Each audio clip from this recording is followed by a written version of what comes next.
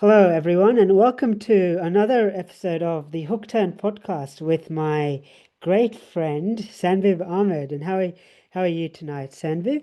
I'm doing quite well. I'm looking forward to especially talking about some of the topics. They're not actually directly necessarily related to new cars, or at least new cars coming out anytime soon, but still certainly interesting things to talk about, especially when we're considering we're at the beginning of 2026 and giving us a preview of what 2026 could look like in terms of new cars and new car technology in general. Yeah, exactly. And it's actually interesting. So the three topics we're going to be talking about, and we've touched a lot on electric vehicles, and I think that's actually really interesting because there's been a lot of sort of news around electric vehicle demand slowing a little bit, and it's not going as fast as car makers wanted to, and a lot of these car makers are sort of going back on their previous commitments to be, all electric by the end of the decade or early 2030s. But what hasn't really stopped is the pace of new electric vehicle news. So the actual pace of the news and some of the pace of new electric vehicle models being revealed is still like pretty consistent. Like I think there's either a story or a concept or a production electric vehicle that's revealed basically every, if not every week, at least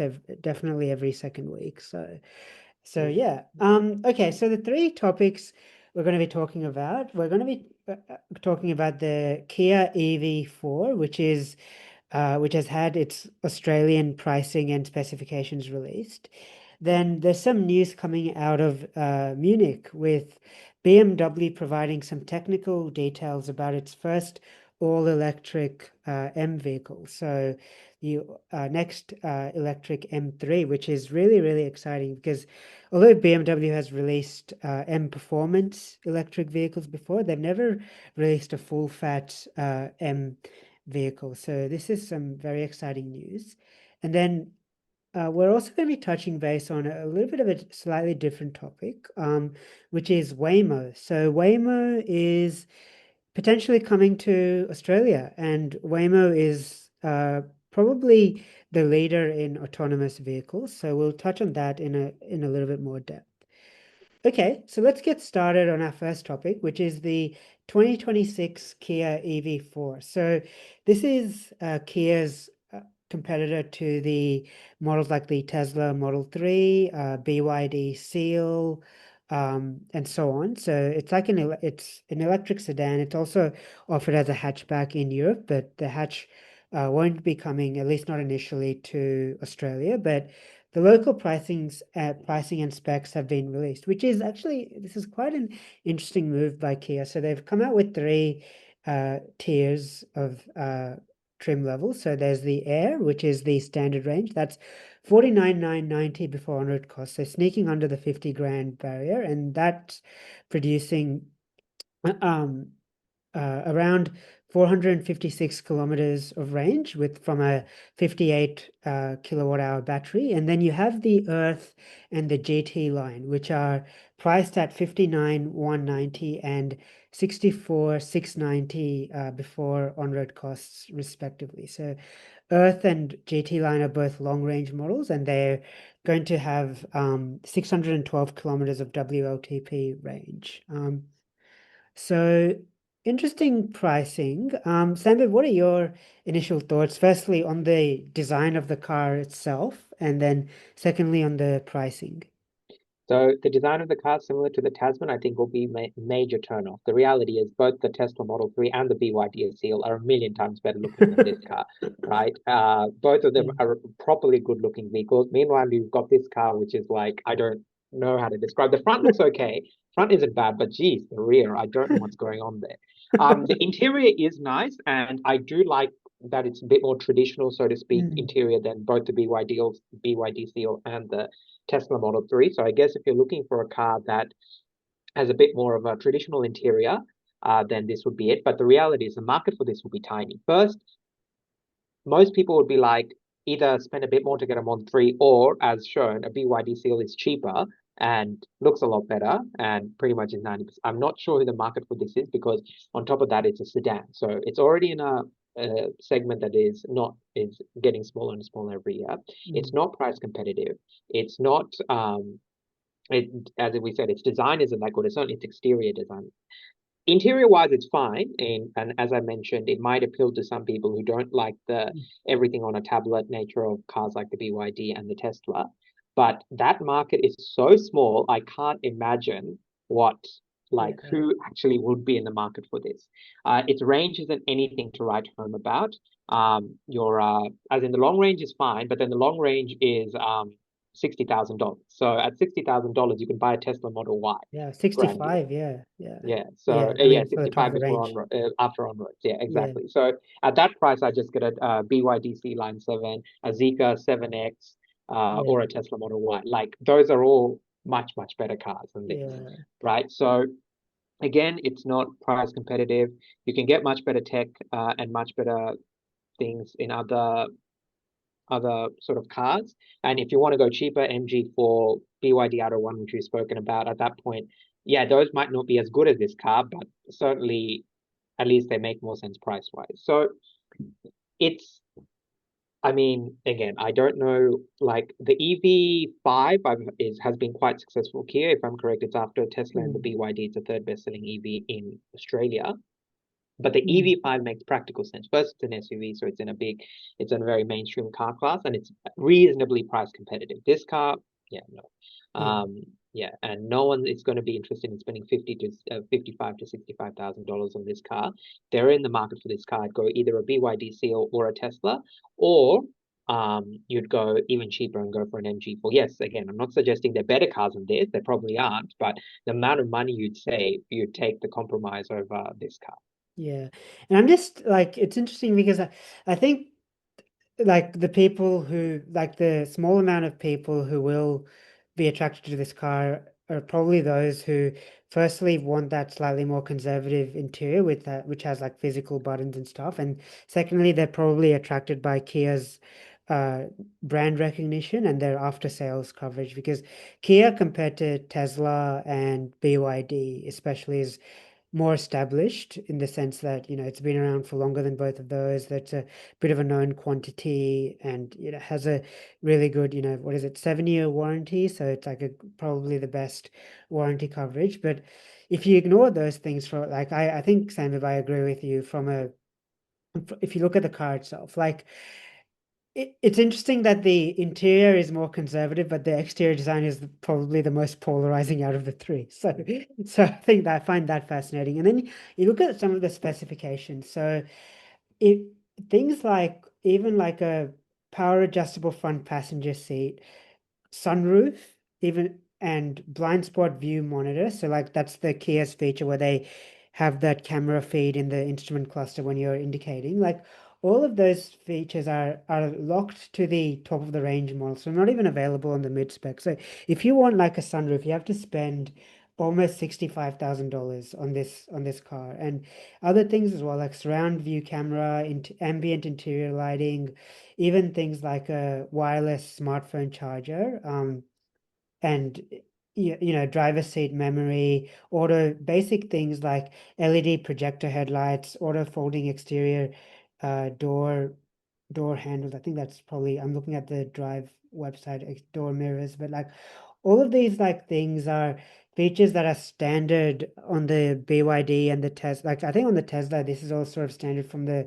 base, like the standard range model up. And BYD, I'm pretty sure it's either standard or available from the mid spec. So to lock like even like a glass sunroof to the top spec model, I think that's penny pinching a little bit, because yeah, it's pretty not good that you have to spend 65 grand plus on-road costs for this uh, for for to have these features on the EV4. And just for a comparison, I remember, I think, was it last episode or the episode before, we talked about the Ionic 6, the all of those deals on the MY23 Ionic 6, which is a very polarizing car, but Yeah, yeah, is yeah, is yeah, one size yeah, up and a lot yeah. more like still a lot more technically sophisticated, because it uses the 800-volt architecture and rear wheel drive for the EGMP platform, and this is still using that front wheel drive 400-volt architecture. So yeah, I was looking, actually, interestingly enough, today at the Mustang Mach-E. There yeah, are some 2023 models with literally only 10,000 Ks on the clock that are going for 45. The thing 45. launched, the Wow, base 45, and the wow. thing launched at 80K. Yeah, I still that's remember 79,990. And now they at just 10,000 on the clock, yeah, the launch models effectively are now going for 45. that's crazy depreciation. Yeah. Yeah, yeah, I feel sorry for any private buyers, but yeah, it yeah, but it just goes to show that like these cars, electric vehicles depreciate a lot, and how much money you can save if you just hold off for maybe like even mm, like a year or so. yeah. And Yeah, at this price point, I've been reading a lot. Zeekr 7X is apparently really, really good. yeah, yeah. It's been Yeah, getting positive pretty reviews. much all the people who own it, yeah, all the positive reviews from professionals and from owners have said that it's better than Tesla. It's better than even the BYDs. Apparently, it's extremely good for the money. Mm, So I was like thinking, if I was ever in the market for a SUV that's electric, I would be yeah, seriously considering the Zeekr because, according to everyone, it's pretty much the best of both worlds. You get the tech of the um, Tesla and other advantage without everything being reliant on a massive tablet. So yeah, yeah. and it starts at less than 60K. Yeah, well, yeah. So I think Kia is gonna Its have a base bit model more. is actually cheaper than the long range of this EV4. Yeah. There you go. And So that's yeah, like a full size, SUV. It's like almost like and that's a two size. properly good car as well. Yeah. And it's a Yeah, so yeah, I think honestly Kia is gonna have a bit of a hard time moving stock of this EV4, but I am looking forward to seeing it on the road, just if only to see if it looks as ugly in person as it does in the photos. So okay, I think we might move on to our next topic, which is Waymo coming to Australia. So Waymo is a subsidiary of Alphabet, which is so it's almost like a sister company to Google. It's not owned by Google anymore directly. It's sort of owned by Alphabet, which is like a sort of like a holding company for both Google and Waymo. But basically, I think it's very fair to say that they are probably the world leaders in autonomous driving vehicles. So, you hear all this hype about Tesla doing, and they're constantly marketing their cars as full self-driving. And then, somewhat ironically, they say it's in brackets supervised, but this is actually uh, full self-driving in the sense that you really can sit in the back of the car and there's nobody sitting in the front, and you can ask it to go from A to B. How it works in the US is that they have a set sort of domain, so it's geographically limited to particular cities. So I think in the US it's Phoenix, Arizona, and potentially I think they have it's available in California as well. So I'm not sure exactly where in California, but it's in a few American cities, and it's also expanding to other countries like the UK and Japan with it's going to be tested in London and Tokyo. So they are expanding, and it it's turns already out being tested. If you look at, yeah, oh, it's already been it's already tested. being tested in London. Okay, wow. Yeah, yeah. Okay. If you look at the Reddits, subreddits for London and thing, there you can see like they're still not autonomous, as in they're still a human driver, but it's already being Okay. like with supervised driving and everything. Yeah, okay. Okay. So at least in the US, how it works is that they sort of pre-map the roads using like sort of high definition laser mapping, laser scanning and everything. And uh then they then the car has a very extensive sensor suite. So I think Waymo uses it. They use the Jaguar, is it the Jaguar I-Pace as a basis, and then they put on And they're using LiDAR. that the Jaguar I-Pace in London. Okay, yeah, there you go. So they have a very extensive sensor suite. They use LiDAR, multiple radars, multiple cameras, lots of multiple redundancies, sensor fusion, all of these buzzwords. But basically, what they do is that they can successfully, if you download an app and you can tell it, I want to go from A to B, and you just hop in the back and it will go from A to B. And has a very high success rate, like in terms of it's very reliable. There have been some crashes, so it's not entirely foolproof. But compared to other, But some of uh, the crashes have been, to be fair, due to human drive. yeah, yeah. So I guess this is the one of the challenges with autonomous vehicle technology is you have to anticipate unpredictable road users around you, and that includes other drivers, pedestrians, other vulnerable road users. But yeah, basically they're sort of world leading. I think their technology is a lot more sophisticated than anything from anyone else really. So it's yeah, the news to share here is that they're actually going to be trialing in Sydney. So that's really exciting. So they'll be coming to Sydney potentially later this year. And the government is introducing or looking to consult on a legal framework for autonomous vehicles. So they're working on an automated vehicle safety law, which is also really exciting. So, Samuel, did you have any initial thoughts on this? I mean, look, this is them talking. The reality is that first testing probably won't start till early as 2027, 2028, even if this gets approved. And Yeah. an actual rollout will be in the 2030s. Mm, So we're talking literally the absolute preliminary stages. But 2030 or 20, whenever it comes out, 2031, 2032, it will eventually come. So obviously, and it will be cool having access to those sorts of tech at some point. So I was thinking though that they shouldn't start in Sydney. Having driven in every single capital city other than Darwin in Australia, they should really start in Perth because yeah. having driven in all of them, I feel like it's got the perfect blend of really good road quality Mm, and also not that many people. And yeah. then because they did this in the US as well, they started in very small, easy towns with really flat road, and then they moved on to more complicated road networks like San Yeah. Francisco, etc. But they started in like Phoenix or something, and the reason they picked that, if I'm correct, it's got a very flat, it's super flat, not obviously crazy amounts of cars, and a very, I think a very grid layout type Yeah. city.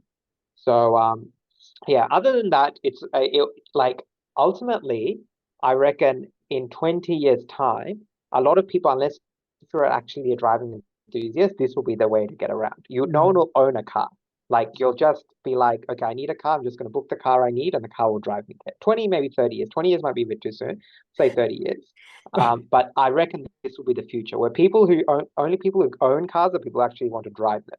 Otherwise, for people who cars are just a means of transport to get from A to B, will be like, there's no point owning a car. You can just effectively rent a car. And when you need it, you just call up and say, hey, I need to get here. They'll come up to the front of your house and they'll just take you to where you need to go. I think Um, yeah. Yeah, I think that's the dream, and I'll make sure to put in a calendar reminder for 2046 to No, no, say no.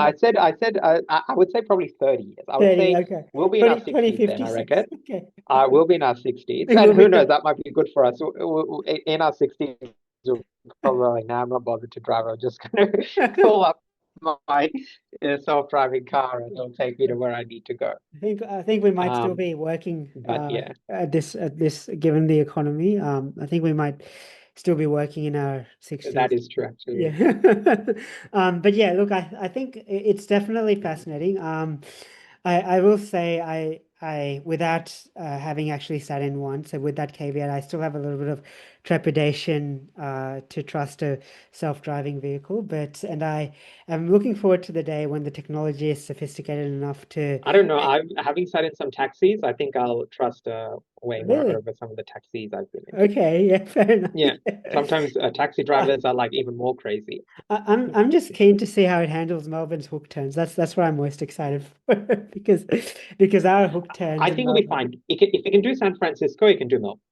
Yeah, yeah. Well, I don't know. I feel like America is a lot more like, they don't really have roundabouts. The streets are wider, like their road rules and I feel like they're road architecture is a little bit simpler than, like somewhere like Melbourne or even Sydney. Like Sydney, you have so many one-way roads in the CBD. Like, is it gonna be able to make sure that it faultlessly goes down the right way in the CBD? And then, yeah, things like, you have all of these food delivery cycles, trams in Melbourne, pedestrians. At the moment in Melbourne, there's, so many roadworks around Flinders Street and so on. So there's a lot of, I feel a lot of obstacles. And I think to your point about Perth being the easiest city, capital city to drive in, I would be very happy to wager that Melbourne is probably the most difficult capital city to drive Yep, in. So I think Sam is it is. nodding because he agrees with me from his own experience. But so yeah, I'm keen to see how they Or tackle. at least inner city Melbourne. Yeah. Yeah, inner city Melbourne. Yeah, I'm keen to see how Waymo tackles Collingwood. So and the CBD. So yeah.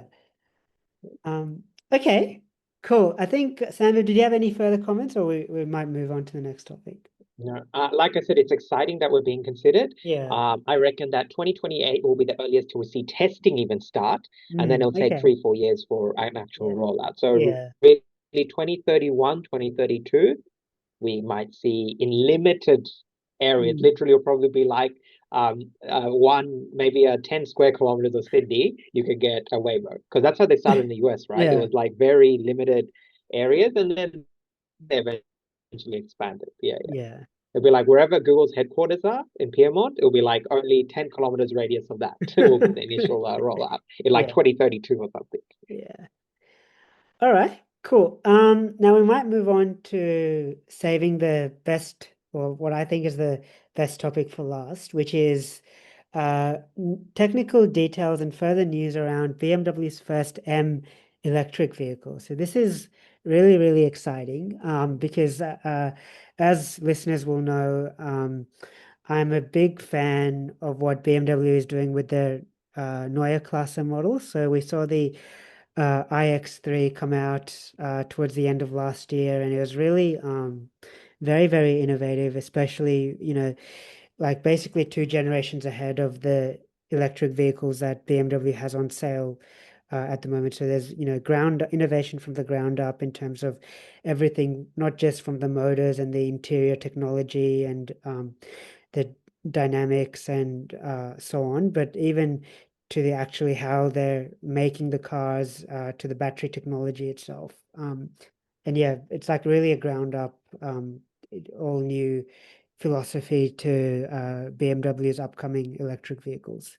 So we haven't had the full production reveal of the M3, but basically, BMW has provided some information. So we're expecting the sedan version of the iX3, so the electric BMW 3 Series, which they have confirmed will be called the i3, to be revealed this year and potentially on sale in Europe towards the end of this year and maybe coming to Australia, if not by the end of this year, probably by mid 2027. And now before even revealing the uh, sort of the ordinary i3, they're talking about the electric M3. So I think what's most exciting for me is there's going to be quad motors, which is amazing. So there's going to be one motor per wheel, so two motors on each axle. And what that does is that it offers full, very independent torque vectoring. So, each motor can very precisely control the amount of power and torque going to each wheel, and it's all independent and it's all controlled by this what BMW are calling the heart of joy, which is the super brain. Um, and it enables because it enables, things like torque vectoring, very precise control of the power and torque outputs on a per wheel basis. It removes the need for things like a mechanical limited slip differential and all of that, and really gives a lot more flexibility to the driver in terms of handling how they want to set up the car. So this car can be, the front axle can be entirely disconnected, so you can have rear wheel drive if you want to do like a drifting or have like a drift mode. So really, really innovative, and it also promises to have a lot of power as well because there's quad motor setup, um, yeah, amazing, really good power outputs, and the other sort of benefit to this quad motor setup is that it what BMW is doing is they're also offering fake gear shifts. So much like the Ionic 5N and the Ionic 6N, they've sort of been inspired by having this fake gear shift. So really offering a little bit more of that analog combustion engine feel to the vehicle. So yeah, Sandra, did you have any? What are your initial thoughts on all of these incredible specifications that they're talking about?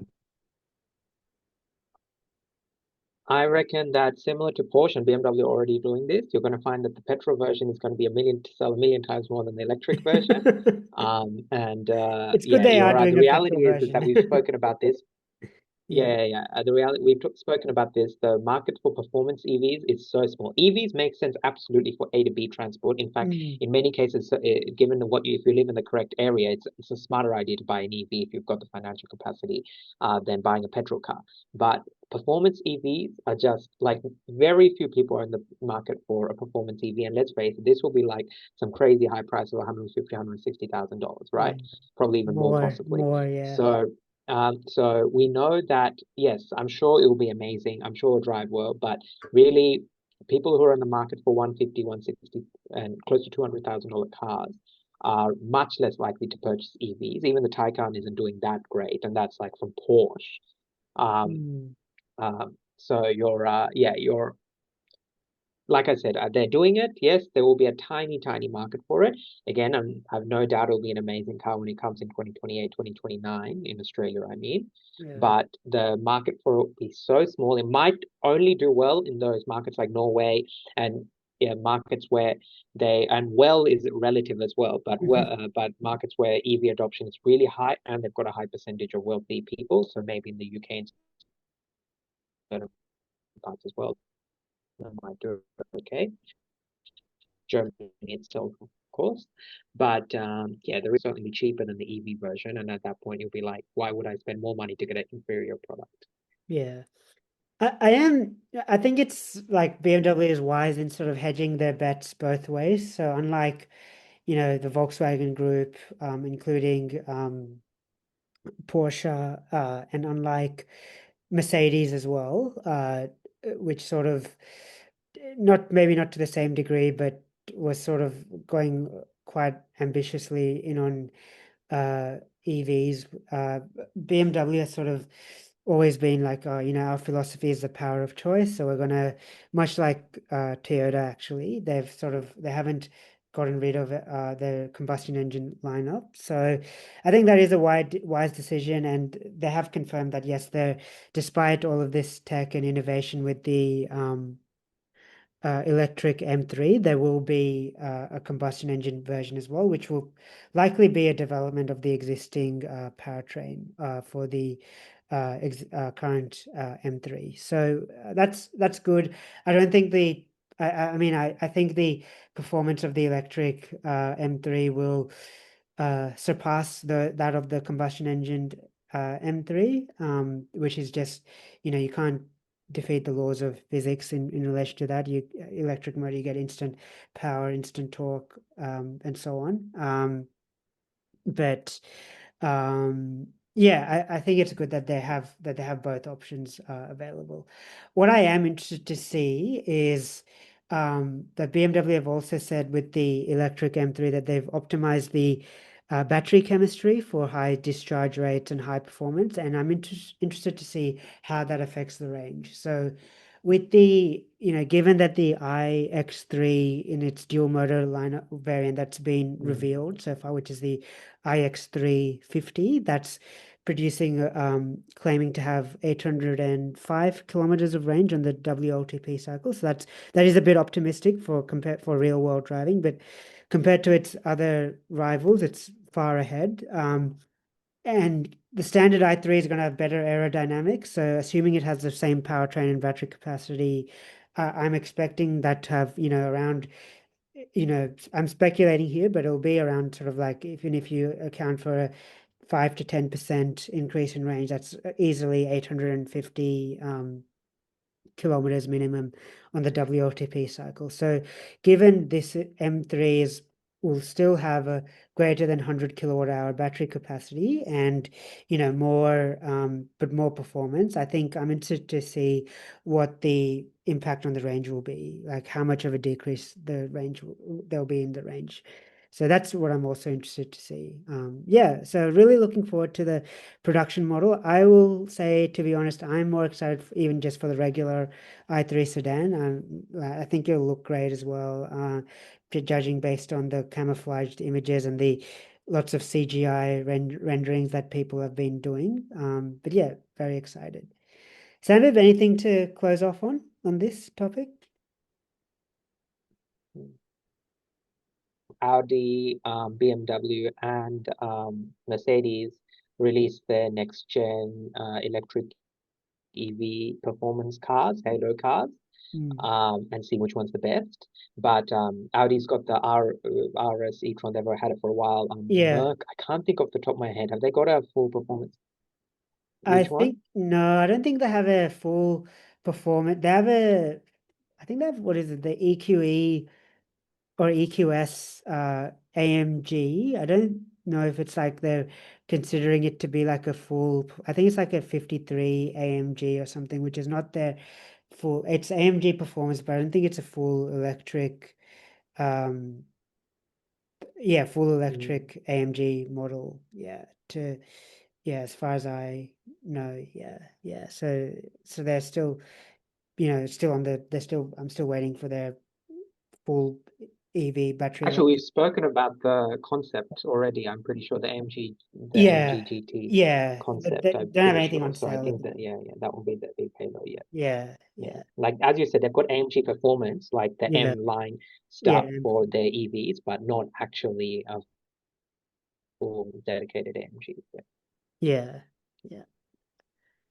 Okay, cool. I think we might end it there for this week's episode of the Hook Turn podcast. So thank you very much for listening. Please like and subscribe. We're on Spotify, Apple Podcasts, all of the major podcasting platforms. And yeah, we're very happy to say that we've had a bit of an uptick in our last episode and some of the two previous episodes as well. So for those of you who've joined us recently and have started listening, we're looking forward to bringing you on the journey. So, yeah, thank you for joining us. We hope you've been enjoying some of our content and our episodes. And yeah, we're looking forward to bringing you some more analysis and commentary every week on the latest news in this very dynamic and exciting industry that we all love to talk about. So, yeah, thanks very much, and we'll see you next week. Bye.